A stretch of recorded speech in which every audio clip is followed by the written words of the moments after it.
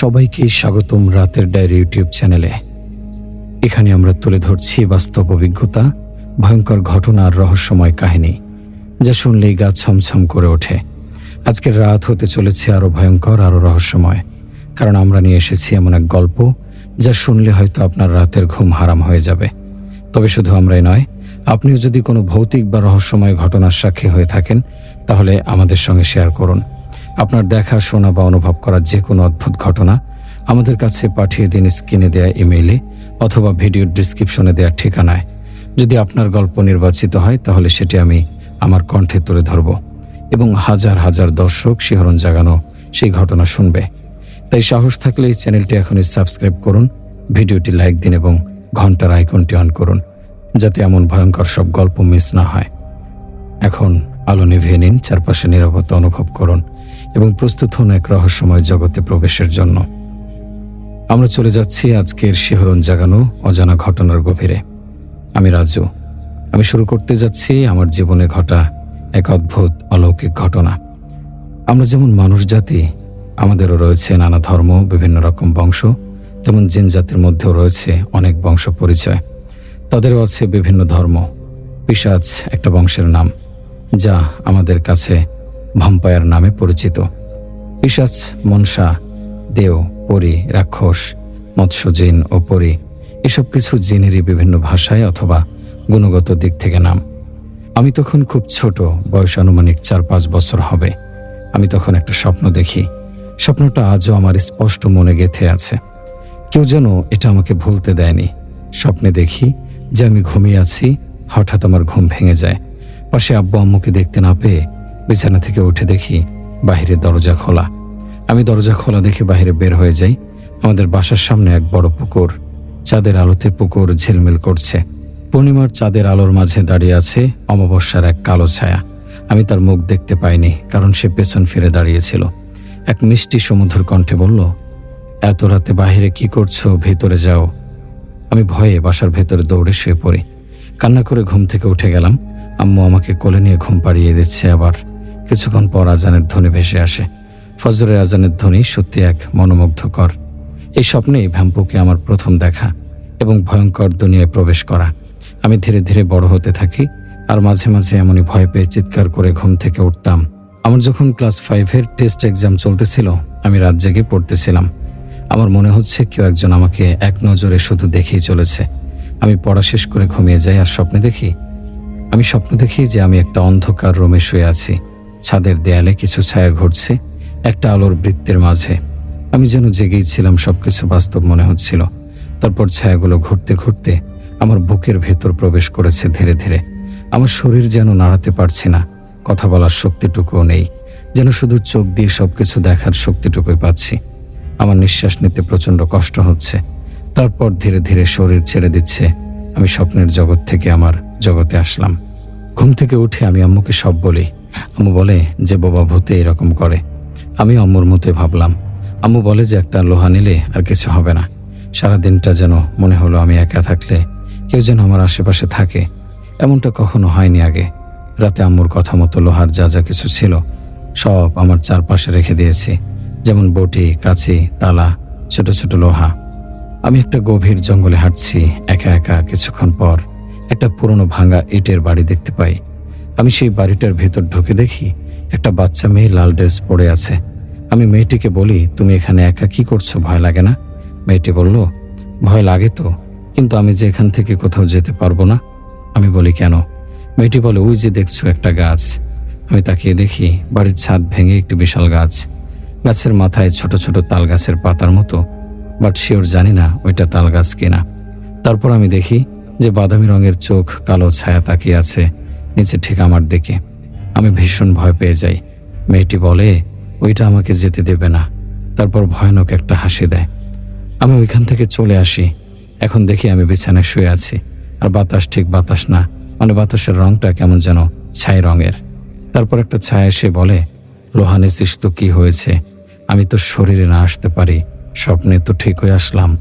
আমি তোকে কোনোদিন ছাড়বো না, মনে রাখিস। একটা বাচ্চার কাছে এমন স্বপ্ন কতটা ভয়ানক বলুন তো। আমি তারপর থেকে সবসময় লোহা নিয়ে ঘুমিয়েছিলাম, কিন্তু 1 সপ্তাহ পর সেদিন আর লোহা নিয়ে ঘুমাইনি। তো আমি স্বপ্ন দেখি আম্মু আর আমি যেন টিভি দেখি। হঠাৎ এক বাচ্চা আমার সামনে এসে দাঁড়িয়ে আছে, কমলা কালারের জামা পরা। আমি বাচ্চাটাকে বলি, বাসার দরজা তো দেওয়া, তুমি এখানে কি করে আসলে? আম্মু বলে, কার সাথে কথা বলছো? আমি বলি, কেন তুমি দেখছো না? এই যে একটা বাচ্চা এসেছে, আমাদের সামনেই তো দাঁড়িয়ে আছে।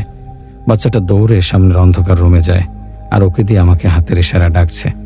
এখন আমি যেই যাওয়া দেব, সেই দেখি সামনে এক তান্ত্রিক হাতে নীল সবুজ রঙের দুটো টিয়া পাখি আর এক হাতে বাচ্চাটার গলা চেপে ধরে আছে। তারপর কি পড়ে যেন ফু দিল, আর মুহূর্তেই বাচ্চাটার শরীর থেকে অনেক কালো কুচকুচে ছায়া টিয়া পাখির ভেতর প্রবেশ করেছে। আর ওই বাচ্চাটাও কালো ছায়া হয়ে দুইটা টিয়া পাখির মধ্যে প্রবেশ করে। এখন ওই দুইটা টিয়া পাখি একটা হয়ে যায়। ওই তান্ত্রিক বলে, এই পাখিটাকে 7 দিন সামনের রুমের জানালায় ঝুলিয়ে রাখা হবে, আর কেউ এটা ছোঁয়ার চেষ্টাও যেন না করে। এখন আমি যেন স্কুল থেকে বাসায় এসেছি, আমি এগুলো কিছুই যেন জানি না। তো দরজা খুলে দেখি জানালায় টিয়া পাখি বাঁধা। আমি একটা চেয়ারের উপর দাঁড়িয়ে পাখিটাকে ধরি। যেই না আমি ধরেছি, এমন থাপ্পড় দিয়েছে যে আমি চেয়ার থেকে নিচে পড়ে যাই। আবার একটা থাপ্পড় মেরেছে যে অন্য রুমে পড়েছি, যে রুমে আমি ঘুমানো ছিলাম। পরে একটা ধাক্কা দেয় যে বিছানার ঠিক সেখানে শোয়া, ওইখানে যে পড়ি আর ঘুম ভেঙে যায়। সকালে শরীর খুব ব্যথা ছিল। এরকম কিছু মাস যায় হাই স্কুলে উঠি এবং তার কাছাকাছি বাসা নিয়েছি। সেদিন ছিল শুক্রবার, আমি ঘুমাতেছিলাম। হঠাৎ আমার মনে হচ্ছে 2 হাত চেপে ধরে আছে কেউ আমার। আমি শ্বাস নিতে পারছিলাম না। কিছুক্ষণ পর ঘুম থেকে উঠে যাই। উঠে ফ্রেশ হতে যাব তো দেখি ডোরবেলটাকে যেন জোরে জোরে নাড়াচ্ছে। ডোরবেলটা দরজার মাঝেও ঝুলানো ছিল না, দরজার পাশের দেয়ালে টানানো ছিল। আর বাসায় থাই গ্লাস সব দেওয়া, কোথাও থেকে বাতাস আসা সম্ভব না। যে কেউ দেখলে বুঝতো যে ওইটা কেউ নাড়াচ্ছে। আমি ভয় পেয়ে যাই আর আম্মুকে ডাকি। হঠাৎ নড়াচড়া সব বন্ধ, একদম স্বাভাবিক। আম্মু ঘুমোচ্ছিল, তাই আমি আর বেশি ডাকিনি। আমি তখন ওয়াশরুমে যাওয়ার দোয়া পড়ি, কারণ সব সময় মনে হতো কে যেন আমাকে দেখছে এক নজরে। আমার অসহ্য লাগতো, তাই দোয়াটা শিখে রেখেছিলাম। এখন বারবার দরজায় জোরে জোরে ধাক্কা দিচ্ছে। আমি মনে করেছি আম্মু। আমি বলি, কি হয়েছে আম্মু? কিন্তু কোনো সারা শব্দ নেই। দরজা খুলে দেখি কেউ নেই, আম্মু ঘুমে। আমি গোসল করব তো আবার যাই, এখন আবার ধাক্কাচ্ছে। আমি সাথে সাথে দরজা খুলি, কেউ নেই। আবার দরজা দেই, আবার দরজায় মনে হচ্ছে ঘুষি দিচ্ছে কেউ। আমি জোরে চিৎকার দেই ভয় পেয়ে। আম্মু দৌড়ে আসে। আমি সবটা বলার পর বলে যে বাতাসে এমনটা হয়েছে, হয়তো বাতাসের কারণে দরজা নাড়াচাড়া করছে। কিন্তু আমি তো জানি নড়াচড়া আর জোরে ধাক্কা অ্যান্ড ঘুষি দেওয়ার শব্দই আলাদা। এভাবে আরও ছোট ছোট ঘটনা আছে। তো কিছু মাস পর এক আন্টি আসে বেড়াতে। তো সেদিন রাতে আমি ভয়ানক স্বপ্ন দেখে ঘুম থেকে উঠে যাই। ঘুম আসছিল না, আর তো হঠাৎ দেখি দেয়ালে দাঁড়িয়ে আছে এক ছায়ামূর্তি। আমি উঠে বসে সামনের রুমে তাকাই, দেখি কেউ চুপচাপ দাঁড়িয়ে আছে। ড্রিম লাইটের আলোতে দেখা যাচ্ছিল। আমি আন্টি ডাক দিতেই ফিরে তাকালো ভয়ানকভাবে। আমি ভয় পেয়ে চিৎকার দেই। আম্মু উঠে জড়িয়ে ধরেছে আমাকে, আন্টিও দৌড়ে আসে। আমি আন্টিকে দেখে আরো ভয় পেয়ে যাই। আম্মুকে বলি সবটা। আন্টি শুনে বলে, আমি তো চিৎকার শুনেই তোমার কাছে আসলাম, তুমি হয়তো ভুল দেখেছ। আমি বলি, না না, আমি ভুল দেখিনি। কিছুদিন পর আন্টি আমাদের নিয়ে তার বাসায় গেল। রাতে ঘুমানোর পর আমি একটা ভয়ানক স্বপ্ন দেখি যে একটা বড় কুচকুচে কালো কাক আমাকে ছোঁ মেরে নিতে চাচ্ছে। আমি ভয় পেয়ে উঠি, দেখি একটা ছেলে আমার পাশে শুয়ে আছে। ছেলেটা অনেক সুন্দর, শরীর থেকে যেন নূরের আলো ছড়াচ্ছে। এতটা সুন্দর দেখতে, কি মায়াবী চাহনি তার মায়া মাখানো বাদামি রঙের চোখগুলো দিয়ে দেখছে আমাকে। আমি ভয়ে চিৎকার করে আম্মুর কোলে গিয়ে পড়েছি। এভাবে আমার কাছেই থাকতো সবসময়। 1 বছর পরে দেখি কিছু পরী আমার স্বপ্নে আসা শুরু করে।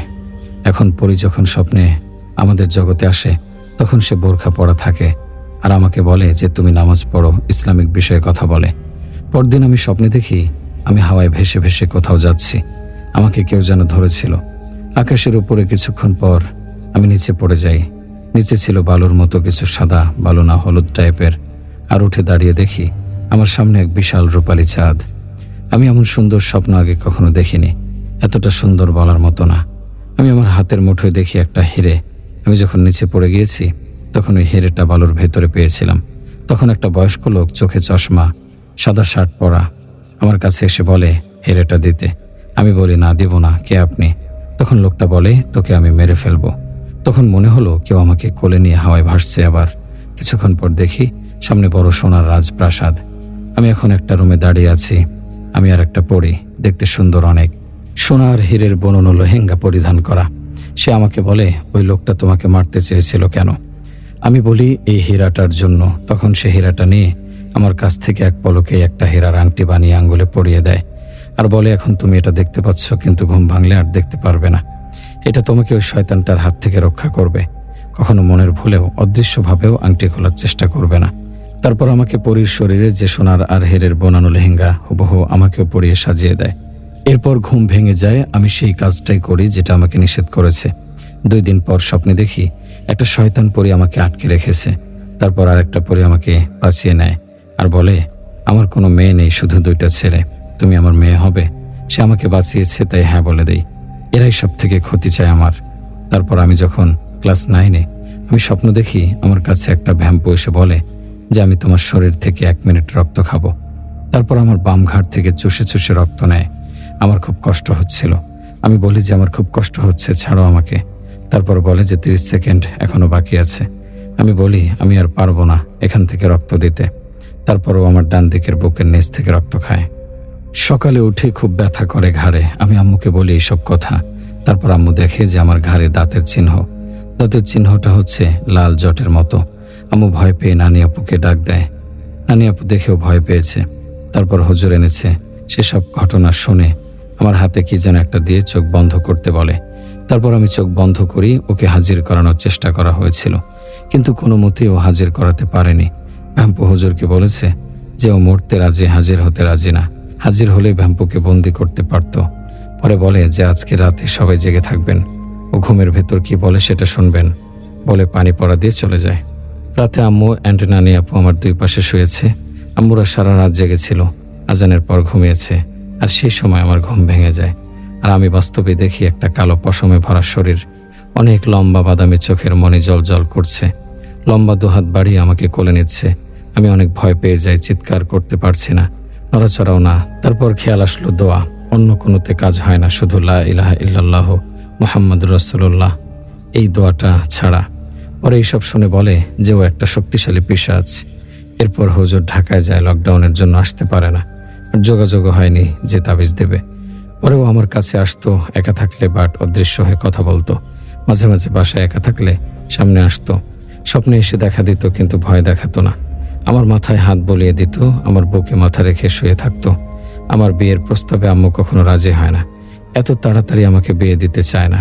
একবার এক প্রস্তাবে আম্মু জাস্ট বলেছিল ছেলে খুব সুন্দর, রাজি ছিল কিছুটা। ওই দিন রাতে আম্মুকে গলা চেপে ধরেছিল ঘুমের ভেতর।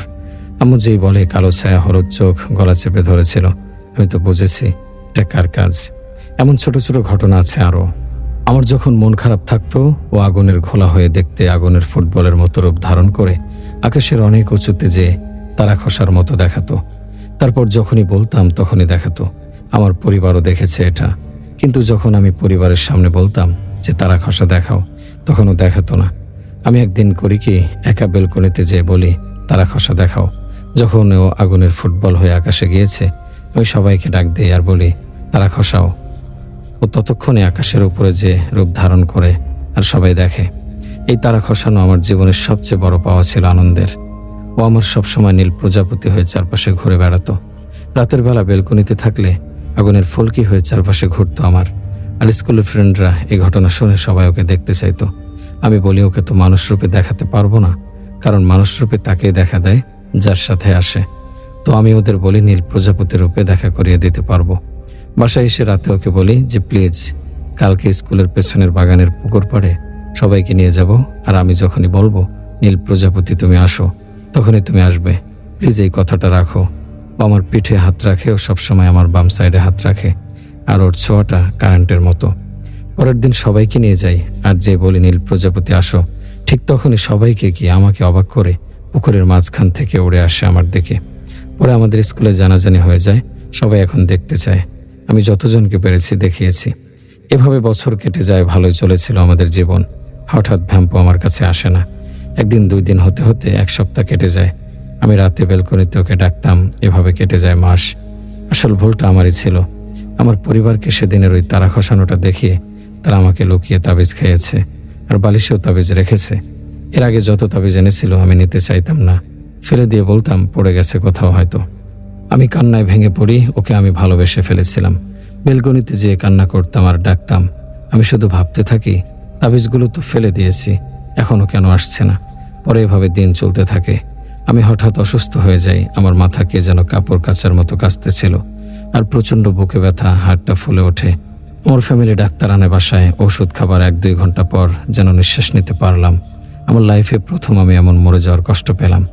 আম্মু আর ননি আপু আমার রাতে আলোচনা করতেছিল যে একটা ভালো হুজুর বা কবিরাজ দেখাবে। আমি ছিলাম অন্য রুমে। হঠাৎ আবার সেই কষ্ট, অসুস্থ হয়ে যাই। এখন সবাই ভাবে কোনো হুজুর দেখাতে বললে অসুস্থ হয়ে যায় কেন। সবাই বুঝে ফেলে আমার কষ্টটা কিসের জন্য হচ্ছে। ইতিমধ্যে আমাকে দেখতে সবাই এসেছে, আশেপাশের লোকজন প্লাস পরিচিতরা। রাত তখন 1টা না জানি 2টা বাজে।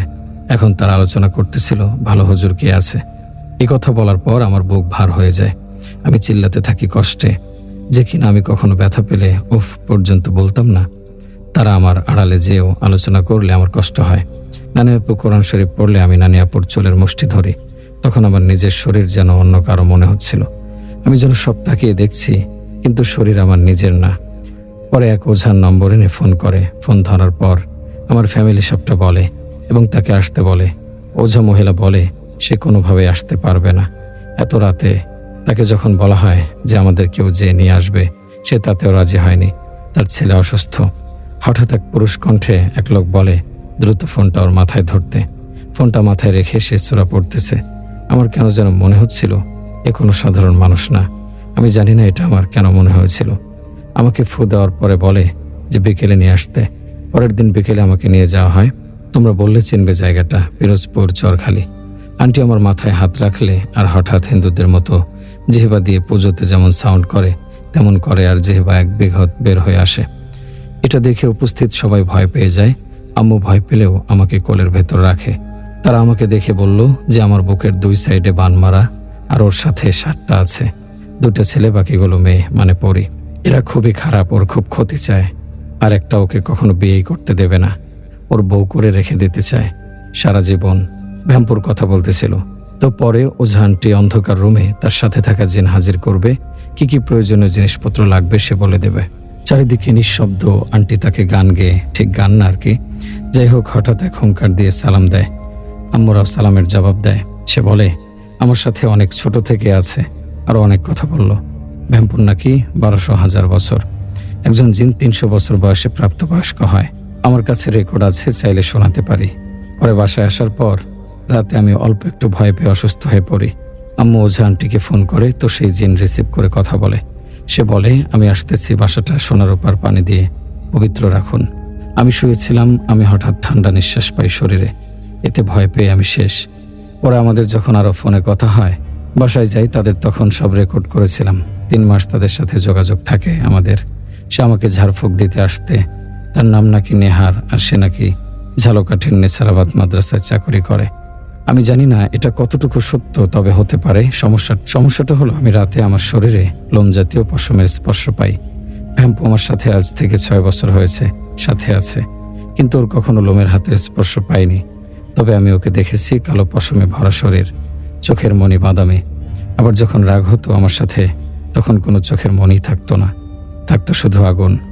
আর ওর স্পর্শ ঠান্ডা বরফের মতো ভেজা ভেজা আর খুব নরম। রাগ হলে তখন থাকতো আগুনের ছ্যাঁকা খেলে যেমন চিনচিন ব্যথা, আর কারেন্টের মতো ঝিরঝির। আর ও কখনো আমাকে এমনভাবে স্পর্শ করতো না। আমি ওর ছোঁয়া চিনি। সে যখন আমার সাথে কথা বলে, ধীরে ধীরে সে আমাকে ছোট বউ ডাকতো। এরকম কিছু ব্যবহার আমার আর আমার ফ্যামিলিদের ভালো লাগে না। আর কিছুটা সন্দেহ করে যে সে আমার সাথেই এত কেন কথা বলে। অন্য যারা তার কাছে যায় তাদের সাথে তো এত সময় কথাও বলে না। আমি পরে আম্মুদের কাছে বলি যে এমন এমন রাতে স্পর্শ পাই।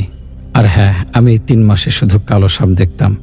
আগেও দেখেছি, কিন্তু সেটা মাঝে মাঝে কন্টিনিউ না। এটাও যখন বলি তখন তাদের মনে পড়ে যে আমাকে একটা পোল্টে লাল কালি দেওয়া আঁকা সাপের ছবি এঁকে গলিয়ে খাইয়েছিল।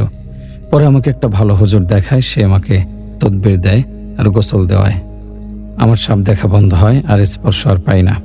আমি কিছু মাস সুস্থ ছিলাম, কিন্তু যখন আমার এসএসসি পরীক্ষা শুরু হয় তার কিছুদিন পর আমাকে স্বপ্নে খাবার খাওয়ায়, যেমন পচা কাঁচা ডিম প্লাস ডাবের পানিতে ইলিশ মাছের কাঁচা ভেজানো, হলুদ কালারের ছাপার কাপড় আর সাদা কাপড়। এগুলো খাই আর সকালে তো বমি। সারাদিনে আমি বমি করতে থাকি। এভাবে আমি প্রচুর পরিমাণে অসুস্থ হয়ে যাই। কোনো মতে পরীক্ষা দেই, কি যে কষ্ট যার সাথে হয় সেই বোঝে। 2 মাসে আমি খাবার খেতে পারিনি, বমি তো থাকতই। পরীক্ষা শেষে আমার নানু বাড়িতে বেড়াতে আসি। ভালো নামকরা কবিরাজ দেখাবে। সে ঢাকা থেকে আসবে 1 মাস পর কোরবানির আগে। তো গরুর গোশত খেয়ে আমার অবস্থা তো পুরোই খারাপ। কিছুদিন গেল, কোনো মতে শরীরে আমার শুধু প্রাণটুকু ছিল, যেন এই চলে যাবে, এতটা অসুস্থ, দুর্বল হয়ে পড়ি খুব। যেদিন আমাকে নিয়ে যাবে সেদিনের আগের রাতে অসুস্থ হই আবার। সকালবেলা আমরা যাচ্ছি, যেই সেই এলাকার ভেতরে এসেছি, আমি গাড়ির ভেতর অসুস্থ হয়ে যাই। জায়গাটা হচ্ছে মাঠবাড়িয়াতে, জলিল কবিরাজ নাম করে। গাড়ি হঠাৎ বন্ধ হয়ে যায়। ড্রাইভার বলে গাড়ি চলছে না। হঠাৎ এটা শুনে সবাই ভয় পেয়ে যায়। নানিয়া পুস্তরা পরে ফু দেয়, গাড়ি চলতে শুরু করে আবার। এখন আমাদের হেঁটে যেতে হবে, ওই রাস্তায় গাড়ি যাবে না। আমি হেঁটে যাচ্ছি, আবার অসুস্থ হয়ে যাই। আমার শরীরে এত শক্তি যে কোথা থেকে আসছে আমি নিজেও জানি না। আর তারাও অবাক, আমার শরীরে 6-7 জনের মতো শক্তি, আমাকে কেউ হাঁটাতে পারছে না। সেই হুজুরকে ফোন করে, সে ছোড়া দেওয়া পড়ে ফু দিলে আমি একদম সুস্থ। আমি একাই হেঁটে যাই। সে কিছুক্ষণ পর আসলো, আমার নাম জিজ্ঞেস করলো আর বলল, তোমার একটা অদ্ভুত শক্তি আছে, যেটা আল্লাহ পৃথিবীতে খুবই কম মানুষকে দিয়ে থাকেন। সেটা হলো কিছু কিছু স্বপ্ন দেখি, যেটা পরবর্তীতে ঘটে। যেটা হয় সেটা আমি আগেই দেখে ফেলি। আর ভ্যাম্পো নাকি আমাকে জানিয়ে দেয় এটা। একটা কালো সুতা দিয়ে আমার পুরো শরীরের মাপ নিতে বলল আম্মুকে। সুতাটি দিয়ে মাপ নিয়ে সুতা কেটে আমার হাতে দিল আর বলতে বলল, আমার শরীরে বজ্জিনের নজর থাকলে যেন সুতার মাপ ছোট হয়ে যায়। আর অবাক করা বিষয়, আমার হাতের মুঠোয় ছিল সুতাটি। মাপ দিয়ে দেখলাম কপাল থেকে বুকে নেমে এসেছে। আবারও হাতের মুঠো নিয়ে বলতে বলল, জাদু টোনা কুফরি থাকলে সুতা আরও ছোট হয়ে যাক। বুক থেকে এখন পেট পর্যন্ত এসেছে। কিছুক্ষণ পর একটা কাগজে কি যেন আরবিতে লিখে আমার বুকে আর মাথায় ধরতে বলল আর জিজ্ঞেস করলো, তোমার পছন্দের রং কি? আমি বললাম বেবি পিঙ্ক। সবাই হাসলো আর সে বলে, এটা আবার কি কালার? পরে একটা কাগজ আমাদের সামনে ভাঁজ করে উপরে তুলে বলল, এর মনের ভেতর যে রং পছন্দ তাই দিন হুজুর জিন।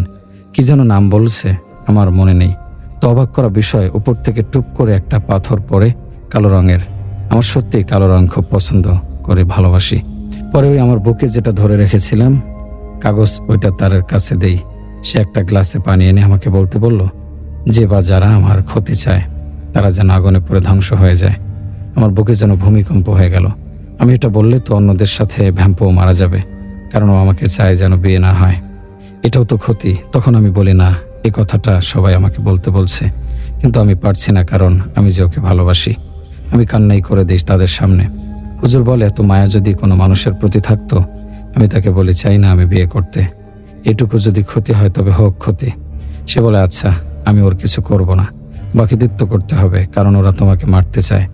তারপর আমি বলে গ্লাসের ভিতর যে কাগজটা ফেলি, সে আগুন ধরে যায়। আমি এটা ভিডিও অর্ধেক করতে পেরেছি, আগুন জ্বলে ওঠারটা পারিনি। পরে তার কাছে অনেক আংটির বাক্স ছিল। আমার একটা আংটি পছন্দ হয়, কিন্তু সেটা বিশাল একটা আংটি, মুক্তা পাথরের। এটা আমি আম্মুকে বলতেছিলাম, সেটা শুনে সে বলল, তোমার মুক্তা পাথরের আংটি পছন্দ, দাঁড়াও এনে দিচ্ছি। একটা কাগজ নিয়ে উপরে ধরলো আর দেখি একটা মুক্তা পাথর। সে বলল, এই মুক্তা পাথরটা তোমাকে হুজুর জিন গিফট করেছে, আর কালো পাথরটা পবিত্র স্থানে রাখবা, যেখানে তুমি ঘুমাও। আমার কাছে সব পিক আছে। আমরা কিছুটা অবাক হই। ইনি তাবিজে সব কিছুই দিল না, জাস্ট পানি পড়া পাথর প্লাস কিছু আরবি কাগজ পোড়াতে বলেছে আমার নাকের কাছে। সেখান থেকে আসার পরে সে ঘুম দেয় বিকেলে। আমি শরীর নাড়াতে পারতেছিলাম না, এত অল্প কিছুক্ষণ ছিল। যদিও শরীর দুর্বল থাকলেও নাকি হয় এটা মাঝে মাঝে, বাট আমার এর আগে যেটা হতো ওইটা আমি 100% শিওর দুর্বলের কারণে না, কারণ আমার হাত চেপে ধরা থাকতো। আমি এখন শুধু দেখি যে আমাকে পুকুরের পাড়ে বা নদীতে থাকি, আর কোনো অদৃশ্য শক্তি আমাকে পানির মধ্যে নিয়ে যেতে চায়, আর পুকুরের মাঝখানে আমি ভেসে থাকি। আর স্বপ্নে একজন এসে বলে, আমি মৎস্য জিন, তোমাকে নিয়ে যাব। তার পুরো শরীরে করি আরও কি যেন। আর এখন শুধু মজার মজার মিষ্টি জাতীয় খাবার খাই। এগুলো অনেক আগে একবার খেয়েছিলাম, যখন ভ্যাম্পো প্রথম এসেছিল। খাবারের যে বর্ণনা দিব তা আমি আগে কখনো দেখিও নি, খাইও নি। এভাবে কিছুদিন যায়, তো ওই হুজুর কলে আমাকে ফু দিতেন, আর আমি সেটা দিয়ে বেশ ভালো বোধ করছিলাম। এরপর বহুদিন হুজুরের পরামর্শ অনুযায়ী চলেছিলাম, আমার আর কোনো সমস্যা হয়নি। পরের ঘটনায় চলে যাচ্ছি। 2019 সাল। আমি তখন নানু বাসায় থাকতাম। এক পর্যায়ে আব্বু একাই তাড়াহুড়ো করে ছোট একটি বাসা দেখে। নানু বাড়ি থেকে আমাদের সেই বাসায় নিয়ে যান। আমরা 5 তলায় 2 রুমের একটি ছোট ফ্ল্যাটে উঠি। সেখানে ওঠার কিছুদিনই টের পাই বাসায় কোনো সমস্যা আছে। তখন আমার ব্যক্তিগত ফোন না থাকায় আম্মুর ফোন ব্যবহার করতাম। একদিন বারান্দায় বসে ফোনে কথা বলছিলাম। হঠাৎ করে ছোট একটা বাচ্চা খিলখিল করে হেসে ওঠে। মনে হলো আমার পাশেই বসা। এছাড়া এলাকায় সবাই আম্মুর পরিচিত। আম্মুকে আগে বলে, যে বাসায় উঠেছো সাবধানে থেকো। আমি এবং আব্বু এসব একদম বিশ্বাস করতাম না তখন। আমাদের পাশের ফ্ল্যাটে একটি আন্টি তার বৃদ্ধা শাশুড়ি, ছেলে এবং ছেলের বউ নিয়ে থাকতো। ওনারাও নতুন উঠেছিল। একদিন পাশের ফ্ল্যাটে আন্টি এক কড়াই গরুর গোশত রান্না করে রাতে ঘুমায়, কারণ আমাদের এলাকায় গ্যাস লাইনে একটু সমস্যা ছিল। দিনে ঠিকঠাক গ্যাস থাকতো না, কিন্তু সকালে উঠে দেখে কড়াই ঠিক অভাবেই আছে, তবে একদম পরিষ্কার করে ধুয়ে ঢাকনা দেওয়া। সে আমাদের সাথে সাথে ডাক দেয়, আমরা গিয়েও দেখি, তবে আমার এসব একদম বিশ্বাস হয় না। এরপরে একদিন আমি আর ছোট ভাই ঘুমিয়ে থাকি, রাত প্রায় 2টা। হঠাৎ জানালা দিয়ে ঝুটো পানি, অর্থাৎ খাবার খাওয়ার পরে হাত ধুয়ে যে পানি, তা উপর থেকে আসে। আমি তাড়াতাড়ি আম্মু আব্বুকে ডাক দিই। তারাও দেখে বিছানা এবং জানালার গ্লাসে পানি।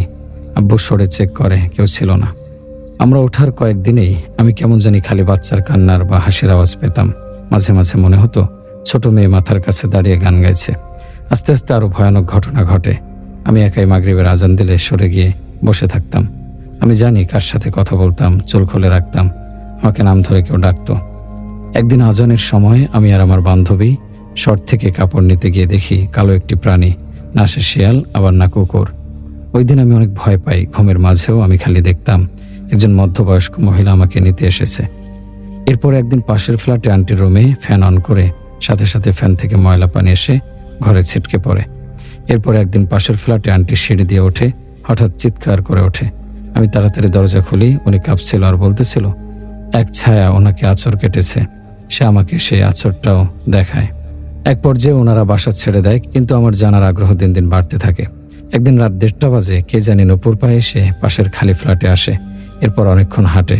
সেদিন আব্বু বাসায় ছিল না, আম্মুও ঘুমে। তারপরে আমার দরজায় কড়া নাড়ে। আমি সাথে সাথে দরজা খুলি, ততক্ষণে কেউ নেই। আমি সরে যেতে নেই, আম্মু উঠে আমাকে আটকে দেয়। এরপর থেকে আম্মু হুজুর দেখায়, আম্মু দোয়া পড়ে ফু দিত। আম্মুকে দেখলেই আমার রাগ হতো। সন্ধ্যা থেকেই সরে বসে থাকতাম।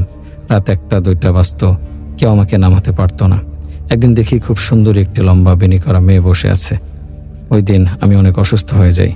দিন দিন আমার অসুস্থতা বাড়ে। একদিন আমার ছোট ভাই দেখে একটি ডিমের মতো মুখ, যার চোখ নাক কিছু নেই। এটা দেখে সে অজ্ঞান হয়ে যায়, আর আমি দিন দিন অসুস্থ আর উগ্র মেজাজি হয়ে যাই। একদিন আম্মুর সামান্য কথা কাটাকাটিতে আমি ফাঁসি দিয়ে ঝুলে পড়ি, তবে কয়েক সেকেন্ড সময়ে আম্মু দেখে ফেলে। এরপরে বেশ কিছুদিন হাসপাতালে ছিলাম, তারপরে আবার বাড়ি ফিরি। এরপর থেকে আমাকে যেন আরও ধরে বসেছিল। আমার অসুস্থতা নিয়ে আমি সরে যাই, নিজের মন মতো চলি, যা তা করি। আমার এক নানা ছিলেন মুফতি, তিনি আমায় তাবিজ দেন, তবে আমি তাবিজ দেব না বলে কিছু একটা আম্মু বালিশে দিয়ে রাখে লুকিয়ে। তারপর একদিন রাতে আম্মু আমাকে আর আমার ছোট ভাইকে নিয়ে শুয়েছিল। আমি প্রায় ঘুম ঘুম ভাব। আম্মু দোয়া পড়ে আমার শরীরে ফু দিতে নেন। এমন সময় আম্মু দেখে বারান্দায় সাদা একটা কাপড় অনেক উঠছে, অথচ বাইরে কোনো বাতাস নেই। এক পর্যায়ে আম্মু টের পান বড় একটা হাতের থাবা আম্মুকে চেপে ধরেছে। আম্মু জোরে আব্বুকে ডাকার চেষ্টা করেন, কিন্তু গলায় কোনো আওয়াজ নেই। আম্মু দোয়া পড়া শুরু করেন, হঠাৎ সাদা কাপড়টা হারিয়ে যায় আর আব্বু দৌড়ে আসে। আম্মু আমার সেই মুফতি নানাকে কল করে আর সব জানায়। সে বলে এই বাসায় আমাকে রাখা ঠিক হবে না। এরপর আম্মু বাড়িওয়ালাকে জিজ্ঞেস করেন। তখন আমরা জানতে পারি এই জায়গায় বাড়ি করার আগে নর্দমা বা পচা খাল ছিল, যেখানে অ্যাবর্ষণ করা অনেক বাচ্চার মৃতদেহ ফেলেছে, আর ছিল 2টি জমিদার ভাইয়ের কবর। একসময় মাটি ফেলে কেউ টিনের ঘর তুলেছিল, তখন সেই ঘরেও নাকি মধ্যবয়স্ক এক আন্টি ফাঁসি দিয়েছিল। আম্মু বলেন, আপনারা হুজুর এনে সব ঠিক করেন না কেন? তখন বাড়িওয়ালা আন্টি বলেন, এর আগে অনেকবার চেষ্টা করেছে, তবে তখন তার ছোট ছেলেকে মেরে ফেলতে চায়। তার ছেলেও আমার বয়সী, আমরা এক ক্লাসে পড়তাম। এছাড়া আরও জানি আমাদের আগে যারা এই ফ্ল্যাটে উঠেছিল তাদের পরিবারেও আমার মতো মেয়ে ছিল। এরাও নাকি একই অবস্থা হয়েছিল। সেই মেয়ে নাকি সারাদিন কোনো এক বাচ্চার সাথে একা একাই কথা বলতো, পাগলের মতো হয়ে গিয়েছিল, যার ফলে তারাও বাসা ছেড়ে দিয়েছিল। এত কিছুর পরে আর ওই বাসায় আমাকে রাখে না। এরপরে আমাকে নানু বাসায় রাখা হয়, আর ওই বাসা ছেড়ে দিই আমরা। তারপরেও প্রায় 6 মাস আমি অসুস্থ ছিলাম। এখনও নাকি ওই 5 তলার ফ্ল্যাটে ভাড়াটিয়া খুব বেশি দিন থাকতে পারে না। ফ্ল্যাট 2টি খালি থাকে বেশিরভাগ। আমার এক বড় ভাইয়ের কাছ থেকে শোনা একটা ঘটনা আজকে শেয়ার করব, যেটা তার সাথে ঘটেছিল। সে যেভাবে বলেছিল সেভাবে আমি শেয়ার করছি। ছোটবেলায় একবার আমি আমার নানার বাসায় ঘুরতে গিয়েছিলাম। ওনারা গ্রামে থাকতেন, আমি রাতের বেলায় আমার নানা এবং নানুর মাঝখানে শুতাম। বলে রাখা ভালো, আমার নানা ছাগল পালতেন এবং তাদের ঘরের সাথে লাগোয়া দোকান ছিল। ঘুমানোর সময় তার ছাগলটাকে রুমের মধ্যে নিয়ে ঘুমাতেন, চুরি হয়ে যাওয়ার ভয়ে। তো প্রতিদিনের মতোই একদিন আমি রাতে ঘুমিয়েছিলাম আমার নানা নানুর মাঝখানে, সাথে রুমের ভেতর ছাগলটাও ছিল এক কোণে। হঠাৎ মনে হলো আমার নানু যেন পাশ থেকে উঠে গেল। তখন আনুমানিক ভোর 4টা হবে। আমি তাকিয়ে দেখলাম সত্যি নানু আমার পাশ থেকে উঠে যাচ্ছে। আমি শুয়ে শুয়ে দেখলাম যে নানু ছাগলটাকে নিয়ে বাইরে চলে যাচ্ছে, কিন্তু সাধারণত এত ভোরবেলায় নানু ছাগল নিয়ে বাইরে যেত না, আর এই সময় কখনো দোকানও খুলতো না। তাই আমি উঠে দেখতে গেলাম নানু কোথায় যাচ্ছে। কিন্তু অবাক করার বিষয় হলো, আমি খাট থেকে নেমে যেই না গেটের কাছে গেলাম, দেখি গেটটা ভেতর থেকে লাগানো। তাও কেমন যেন ঘোরের মধ্যে কি ভেবে আমি বাইরে বের হলাম। বেরিয়ে রাস্তায় এসে নানুকে খুঁজতে থাকলাম, কিন্তু পুরো রাস্তা শুনশান ছিল। দোকানটাও বন্ধ ছিল, চারিপাশে কেউ ছিল না। আমি ভয়ে পেয়ে দৌড়ে ঘরের ভেতরে চলে এলাম। এসে যা দেখলাম সেটা দেখার জন্য আমি মোটেও প্রস্তুত ছিলাম না। ভিতরে এসে আমি দেখলাম আমার নানু ঠিক আগের জায়গায় শুয়ে আছে, আর ছাগলটাও সেটার জায়গায় পড়ে ঘুমাচ্ছিল। এটা দেখে আমার ভয় আরও বেড়ে গেল। আমি নানুকে ডেকে তুললাম আর জিজ্ঞেস করলাম যে, নানু, আমি তোমাকে মাত্র দেখেছি ছাগল নিয়ে বেরিয়ে যেতে, তুমি আবার কখন আসলা? নানু আমাকে ভয়ার্ত অবস্থায় দেখে আমাকে শান্ত করে বলল যে সে কোথাও যায়নি। এরপর আমাকে সাথে করে নিয়ে রাস্তায় এলো। এসে বলল, দেখো রাস্তায় কেউ নাই এত সকালে, তুমি কিভাবে আমাকে দেখেছো যে আমি উঠে চলে আসছি? আমি এই প্রশ্নের কোনো উত্তর দিতে পারি নাই তখন, কারণ আমি নিজে প্রচণ্ড ভয়ের মধ্যে ছিলাম। আমি জানি না আমার সাথে কেন এমন হয়েছিল, কিন্তু যতটুকু মনে পড়ে আমি স্পষ্টই দেখেছি যে নানু আমার পাশ থেকে উঠে ছাগলটাকে খুলে নিয়ে বাইরে চলে গিয়েছিল। এর একটাই ব্যাখ্যা আছে আমার কাছে, আর সেটা হলো আমি হয়তো এসব হ্যালোসিনেট করেছিলাম। কিন্তু এত জীবন্ত একটা ঘটনা কি হ্যালোসিনেট করা যায়? আমি জানি না, অনেক সময় আমাদের সাথে এমন সব ঘটনা ঘটে, মনে হয় যেন এসব বাস্তবে হচ্ছে না। আমি স্বপ্নে দেখেছি আমার সাথে প্রায় এমন হচ্ছে। আমি জয়ন, আমি টরেন্টো থেকে লিখছি। আজ কয়েকটি ঘটনা জানাবো আপনাদের, যেগুলো আমি কিছু রিসার্চের মাধ্যমে জেনেছি। এই ঘটনাগুলো আমি অনেক জায়গা থেকে জেনেছি, যেই কথাগুলোর মধ্যে কোনো মিথ্যা নেই। আমি আপনাদের এই ভূতের ঘটনাগুলো নিয়মিত শুনেছি, তাই আমি চাচ্ছি আপনারা এবার আমার এই ঘটনাগুলো পড়ে শোনাবেন। এটি ঘটেছিল 2004 সালে বাংলাদেশে। এক ব্যক্তি মনির আহমেদ, যার বয়স 45 বছর, হঠাৎ এক সড়ক দুর্ঘটনায় মারা যান। তার পরিবার তার মৃত্যুর পর শোকাহত হয়ে পড়েছিলেন। কিন্তু 27 দিন পর মনির আহমেদের স্ত্রী তার মৃত স্বামীর ফোন নম্বর থেকে একটি ফোন কল পান। কথোপকথনের শুরুতে মনির আহমেদের স্ত্রী ফোনটি ধরে বলেন, আপনি কে? তখন ওপাশ থেকে মনির আহমেদের কণ্ঠে বলা হয়, শামীমা, আমি ঠিক আছি, তুমি ভয় পেও না, আমি শান্তিতে আছি। এই ভয়ানক কলের পর শামীমা ভয় পেয়ে ফোনটি রেখে দেন এবং তার স্বামীকে খুঁজে পেতে বাড়ির সবাইকে জানান। তারপর ফোনের নম্বর যাচাই করলে জানা যায় এটি তার স্বামী মনিরের পুরনো ফোন নম্বর থেকে এসেছিল। এই ঘটনার পর শামীমা এবং তার পরিবারের সদস্যরা আর কখনো সেই ফোন কলের ব্যাপারে মুখ খুলতে পারেননি। তবে অনেকেই এখনো বিশ্বাস করেন মৃতদের আত্মা কখনো কখনো জীবিতদের সাথে যোগাযোগ করার চেষ্টা করে। পরের ঘটনা, সৌদি আরবের একটি শহর থেকে একবার এক কালো জাদুকরের বাসায় রেড দিল পুলিশ। বাইরে থেকে দেখলে মনে হবে এলাকার আর 10টা সাধারণ বাসার মতোই যেন এই বাসা, কিন্তু দরজা খোলার সাথে সাথেই বোঝা যাবে এ বাসায় স্বাভাবিক বলে কিছুই নেই। ভেতরে ঢুকতেই পুলিশের গা গুলিয়ে বমি আসলো ভয়ানক দুর্গন্ধে। পুরো বাসাটা যেন একটা আবর্জনাখানা। তান্ত্রিক টাইপের হাবিজাবি জিনিস দিয়ে বাসা ভর্তি, তাবিজ, কবজ, দড়ি, বোতল, মরা প্রাণীর মৃতদেহের অংশবিশেষ, পায়খানা, রক্ত, এগুলো জায়গায় জায়গায় ছড়িয়ে আছে। এই বাসায় কোনো সুস্থ মস্তিষ্কের মানুষ থাকতে পারে? পুলিশ এই কালো জাদুকর মহিলাকে গ্রেফতার করলো এবং তার বাসা থেকে বাজেয়াপ্ত করা জিনিসগুলোর উপর ইনভেস্টিগেশন শুরু করলো। কালো জাদুর সাহায্যে এই মহিলা অনেক মানুষের ক্ষতি করেছে। প্রেগন্যান্সি নষ্ট করা, স্বামী স্ত্রীর বিচ্ছেদ থেকে শুরু করে কারো মৃত্যু, কোনো কিছু বাদ নেই। ইনভেস্টিগেশন করার সময় পুলিশ অদ্ভুত একটা জিনিস আবিষ্কার করলো। একজন পার্টিকুলার মহিলার উপর অসংখ্য বার কালো জাদুর চেষ্টা করা হয়েছে। বিভিন্ন বোতলের ভেতর কাগজের উপর তার নাম লেখা, তার ছবির উপর বিভিন্ন রকমের আঁকাবুকি করা। এতবার এই এক মহিলার নাম লেখা উপকরণ খুঁজে পেয়েছে যে বাধ্য হয়ে পুলিশ কালো জাদুকরকে জিজ্ঞেস করে, কেন এতগুলো উপকরণে একজন মহিলার নাম লেখা? কালো জাদুকর মহিলা তখন বলে, আমি এই মেয়েটার উপর কালো জাদু করার জন্য দুনিয়ার কোনো চেষ্টা করা বাকি রাখিনি, অথচ কিছুতেই আমি কালো জাদু দিয়ে তাকে কাবু করতে পারিনি। এই মেয়েটির আপন খালা আত্মীয়া তাকে কালো জাদু করার জন্য আমাকে অনেক টাকা দিয়েছে, অথচ আমি যতবার আমার জিনদেরকে তার বাসায় পাঠিয়েছি ক্ষতি করার জন্য, জিনগুলো ফেরত এসে আমাকে বলেছে, আমরা তো ওই বাড়িতে কিছুই দেখতে পারি না, ক্ষতি করার মতো কোনো মানুষকেই দেখতে পাই না। সুবহানাল্লাহ। যে মেয়েটার উপর কালো জাদুর এত চেষ্টা করা হয়েছে সে আদৌ নিরাপদে আছে কিনা এটা নিশ্চিত হওয়ার জন্য এবার পুলিশ মেয়েটিকে সরাসরি ফোন দিল। মেয়েটাকে সব খুলে বলল পুলিশ। সে তো ভীষণ অপ্রস্তুত সবকিছু শুনে। তাকে জিজ্ঞেস করলো, এই যে এতবার আপনার ক্ষতি করার চেষ্টা করা হয়েছে, আপনি কি কিছু টের পেয়েছিলেন? উত্তরে ভদ্রমহিলা যা জবাব দিল শুনে যেন হাত পা ঠান্ডা হয়ে যায়। জি, মাঝে মাঝে সন্ধ্যার পরে আমাদের মনে হতো ঘরের জানালাগুলোর ওপর বাইরে থেকে সজোরে বাতাস দিয়ে কোনো আঘাত করা হচ্ছে। আমরা ভেবেছি হয়তো এটা কোনো ঝড়ের আলামত অথবা আবহাওয়ার সমস্যা। এবং মাঝে মাঝে রাতে দেখতাম আমাদের ঘরের লাইটগুলো জ্বলছে এবং নিভছে, আবার নিজে নিজে ঠিক হয়ে যেত। তাই আমরা ভাবতাম হয়তো বিদ্যুৎ লাইনের কোনো সমস্যা। এর বেশি তো আমি কিছু চিন্তা করিনি। আল্লাহু আকবার। সকল প্রশংসা আল্লাহর, যিনি আমাদেরকে রক্ষা করেছেন।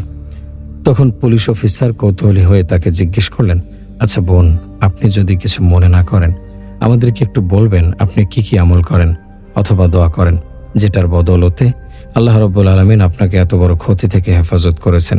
কালো জাদুকরের সর্বোচ্চ প্রচেষ্টার বিনিময়ে আল্লাহ আপনাকে সর্বোচ্চ সুরক্ষা দিয়েছেন। ভদ্রমহিলার উত্তরটা অন্তর নাড়া দেওয়ার মতো রিমাইন্ডার। তিনি তখন শেয়ার করলেন যে সে কখনো সকাল এবং সন্ধ্যার জিকির আজগারগুলো বাদ দেন না, অর্থাৎ আয়াতুল কুরসি, সূরা ফালাক, নাস, ইখলাস থেকে শুরু করে মাসনুন দোয়ার আমলগুলো সকালে একবার এবং সন্ধ্যায় একবার, তার কখনো এটা মিস যায় না। আলহামদুলিল্লাহ। সেই সাথে তিনি সূরা বাকারা পাঠ করেন, কোরআনের সাথে পর্যাপ্ত সময় কাটান এবং আরও কিছু বিশুদ্ধ সুন্নতি দোয়ার লিস্ট তিনি পুলিশ অফিসারকে দেন এবং সূরা ইয়াসিন তেলাওয়াত করতেন।